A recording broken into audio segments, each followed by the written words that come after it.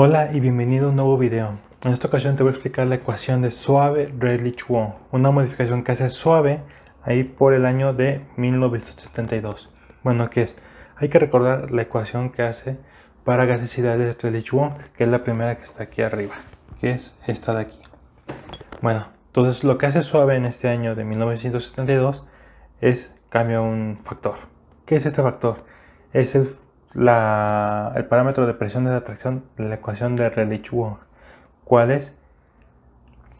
Que está en esta zona de aquí. Entonces este cambio lo que hace es transformar A entre T a la 1 medio y lo cambia por AT. Entonces este cambio significativo es lo que vemos en la ecuación de aquí abajo, donde AT es A crítica por un término alfa. Pero, ¿qué es ese término A crítica? Bueno, pues básicamente el término que pasa por el término alfa. El término alfa es un término dependiente de la temperatura y es adimensional, por lo cual no tiene dimensiones. Cuando la temperatura de mi sistema es igual a la temperatura crítica del componente, alfa tiene el valor de la unidad, por lo cual AC es lo que vale la temperatura crítica, por lo cual no hay ningún cambio. Pero, ¿qué pasa? Que no siempre en un sistema tiene la temperatura crítica, sino son diferentes temperaturas, por lo cual alfa a diferentes temperaturas se calcula de esta forma, que es alfa es igual a 1 más b, que eso multiplica por 1 menos la temperatura reducida a la 0.5 y todo esto al cuadrado. Entonces, aquí ya vemos que estamos temperaturas reducidas, por lo cual la ley de los estados correspondientes. Entonces, ¿pero qué es M, no? Entonces, M es un parámetro que se correlaciona con el factor acéntrico de Pitzer. ¿Cuál es el factor acéntrico de Pitzer? Omega, con lo que es como W en griego, que es M es igual a 0.48 más 1.547 por el factor acéntrico menos 0.176, voy a ponerle aquí bien el punto, por el factor acéntrico al cuadrado. Y recordemos que nos hemos usado el factor acéntrico en la ecuación de presión de vapor de Lie-Kessler. Y de esa ecuación despejamos el factor acéntrico de Pitzer y esa es la ecuación. El factor acéntrico es menos 1 menos el logaritmo de la presión de vapor reducida, ese término asterisco es reducido, entre la presión crítica y todo esto evaluado a temperatura crítica, donde la presión de vapor reducida se evalúa a una temperatura cuyo valor es el 70% de la temperatura crítica. Con eso obtienes la presión de vapor. Bueno, con eso obtienes el factor acéntrico. Ojo. Entonces, este factor acéntrico es un valor constante para cada sustancia pura, por lo cual no va a cambiar. Entonces, ¿qué sigue? A calcular A y B como de costumbre. Pero en este caso ya no es A, sino es AC. Pero, se dan cuenta, son las mismas ecuaciones que hemos estado utilizando para Redlich-Wong. Y este cambio lo que hace es la temperatura crítica al cuadrado por la R al cuadrado. Antes era 2.5, pero ahora es cuadrada. Y se hace un cambio en la ecuación cúbica. Esta es la ecuación de estado cúbica para Redlich-Wong, ya modificada por Soave-Redlich-Wong. Ya tenemos a T. Si realizamos el mismo proceso que Van der Waals, ojo, recordemos que alfa C, alfa A y alfa omega A y omega B van en lo mismo, no han cambiado nada. Entonces, realizamos la ecuación cúbica, reemplazamos volumen molar real y tenemos la misma ecuación de estado cúbica. No hacemos ninguna modificación, solo agregamos más parámetros para corrección. Y tenemos que A y B se van a manejar con AT en el caso de A, y la B sigue manejándose de la misma ecuación. No hay ningún cambio. Entonces, si se dan cuenta, los han arreglado los errores que ha tenido de la ecuación de Van der Waals a Redlich-Wong, de Redlich-Wong o Soave Redlich-Wong.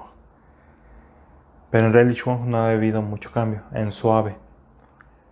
Y vamos a hacer un ejercicio para que todo esto quede más claro. Este ejercicio, ¿qué nos dice? Aquí está. Calcular la densidad de las fases vapor y líquido para un propano a 100 grados Fahrenheit. Bueno, antes de empezar con esto, es un propano, entonces por lo cual tengo que tener la presión crítica, que es de 616. Voy a dejar de esta forma. La temperatura crítica, que es igual a 666.06 grados Rankine. Estos son PSI. Y un factor acéntrico que lo voy a manejar de 0.1522. ¿Ok? Que es el punto 7 de la temperatura del valor a esa condición. Vamos a calcular como primer paso la TR. Entonces, la temperatura reducida va a ser igual a mi temperatura sobre la temperatura crítica, que es 100 más 460 son 560 entre 666.06, lo que me da 0.8407. Después de esta temperatura reducida hay que calcular M, por lo cual M va a ser igual a 0.48 más 1.547 por 0.1522 menos 0.176 por 0.1522 al cuadrado. Y M me va a dar un valor de 0.71549. Ya tengo M. Después de M hay que calcular alfa. Alfa me va a dar lo siguiente: 1 más 0.71549 por 1 menos 0.8407 a la 0.5 y todo esto al cuadrado. Alfa me da un valor de 1.12245. Ya tengo alfa. Hay que calcular AC y BC. Por lo cual, AC es de la siguiente forma. AC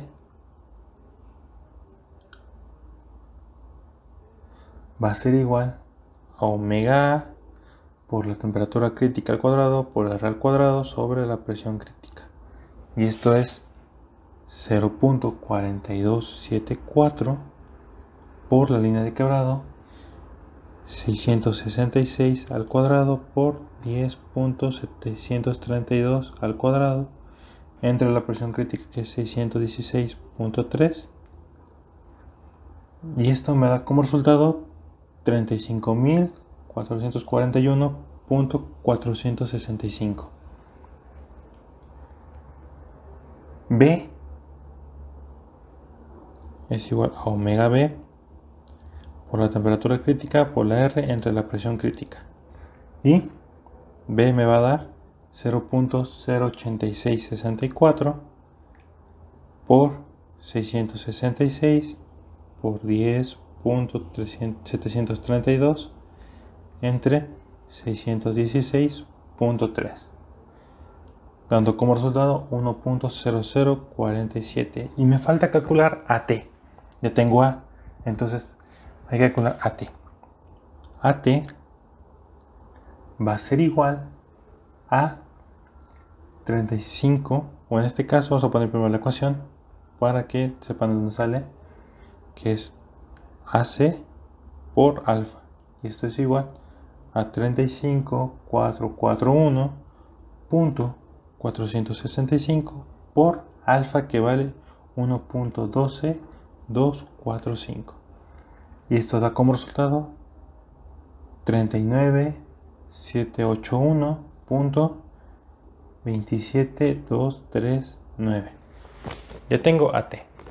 Después de AT tengo que calcular las constantes A mayúscula y B mayúscula, y sigue siendo la misma ecuación. Entonces A mayúscula es igual a AT por la presión por RT, que es 39.781.27239 por la presión, que es 185,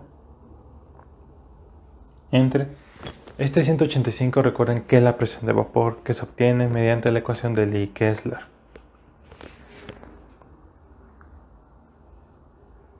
¿sí? Entre 10.732 por 520. Y esto me da como resultado 0.20376. Y vamos a calcular P. Mi B va a ser igual a BP por RT. Y esto es 1.00471 por 185 entre 10.732 por 520, dando como resultado 0.03331. Ya tengo A y B. Hay que sacar la ecuación de estado cúbica, por lo cual z cúbica menos z cuadrada más a menos b cuadrada, esto ya lo voy a poner directo, es más 0.16934 z menos 0.00679. Voy a escribir bien este z. Y todo esto es igual a 0. Listo. Hay que sacar la z de vapor y la z de líquido. Y esto ya son directas. Z de vapor es igual a 0.79859 y la z de líquido va a ser igual a 0.06018. Yo tengo, ya solo nos falta calcular las densidades. Y como siempre lo hemos calculado, a poner la densidad de gas, la densidad del vapor, va a ser igual al peso molecular por la presión, por la Z de vapor, por la R, por la T, que es la línea de quebrados 185 por 44 entre 0.79859 por 10.732 por 560. Y esto me da como resultado 1.69602. Y libras sobre libras masa entre pi cúbico.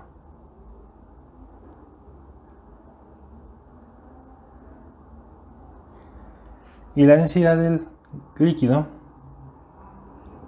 va a ser igual a lo mismo. Peso molecular por la presión sobre la Z del líquido por R por T. Y es 185 por 44 entre 0.06018 por 10.732 por 560. Y esto es igual a 22.506 libras masa sobre pi cúbico. Y estos son los resultados de la densidad del gas y la densidad del líquido usando la ecuación de estado de Soave-Redlich-Wall. Bueno, si te gustó este video, dale me gusta, compártelo y suscríbete al canal. Los siguientes dos videos ya son teóricos, donde es la ecuación de estado de Penn-Robinson, cómo se desarrolla, qué modificaciones tiene y cuál es el procedimiento de resolverlo. Y después va a ser ambas ecuaciones, usan las mismas reglas de mezclado y solo voy a poner las ecuaciones. Ambos videos solo son teóricos. Y acabando estas ecuaciones, vamos a pasar a las propiedades de los fluidos petroleros, el tema principal de esta lista de videos. Bueno, sin nada más que decir, hasta luego.